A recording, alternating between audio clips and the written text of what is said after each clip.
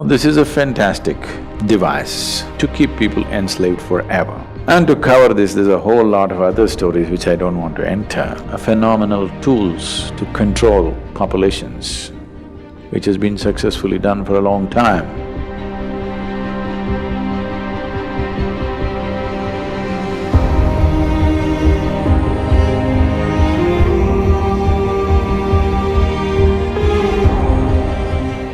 It depends on how we shaped ourselves. If we become wonderful human beings, it's one thing.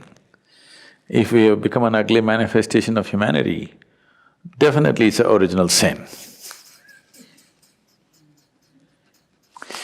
It's a mistake.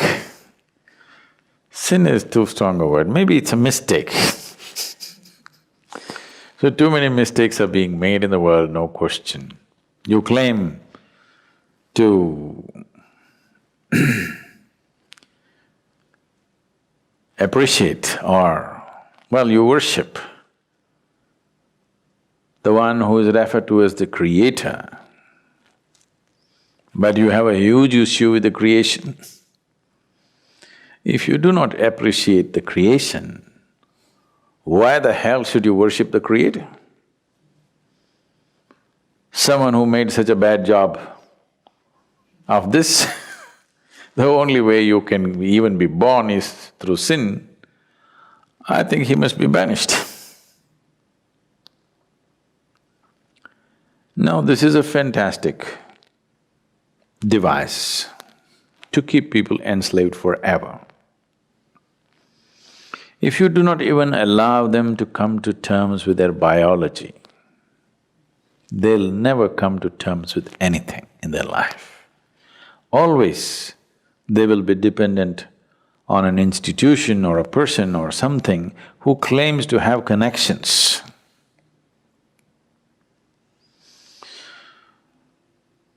An Italian mafia guy was once brought to the law court and he just walked in with this fat cigar in his hand, and like this he came and sat down like he's a guest.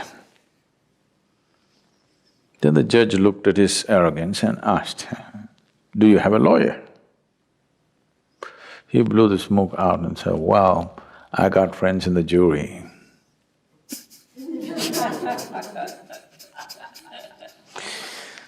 So people who are supposed to have connections elsewhere, you will always be enslaved to them because you feel guilty about your biology. This whole thing goes into more grosser and grosser states. So except in certain cultures, everywhere else where dominant religious beliefs were spread, in all those cultures, unfortunately, they make you feel guilty of your very existence, because that way you will always be enslaved to whatever they have set up. Something so fundamental as the menstrual cycles in a woman, she has to feel guilty about it and she's impure. Her existence is impure. Unfortunately, I want you and all the teachers of the world to understand, if your mother did not have menstrual cycles, you wouldn't be born, even if she met your father. Yes. So the life-making material, unused, is what it is. And if that is impure, your very birth is impure, that's what they're anyway trying to tell you, that your birth is impure. And to cover this, there's a whole lot of other stories which I don't want to enter.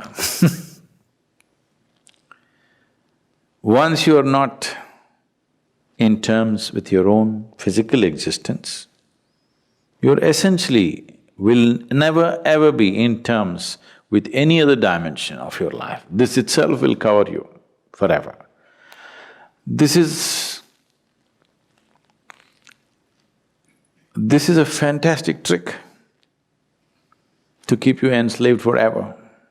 No wonder institutions have lasted Though they've lost their relevance, they stay simply because your existence, your very existence, you're guilty of.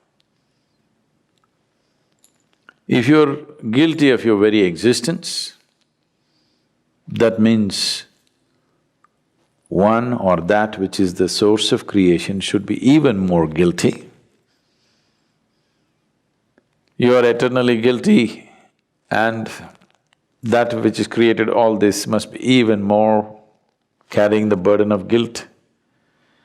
Guilt and fear have been a phenomenal tools to control populations, which has been successfully done for a long time. It's time this is broken.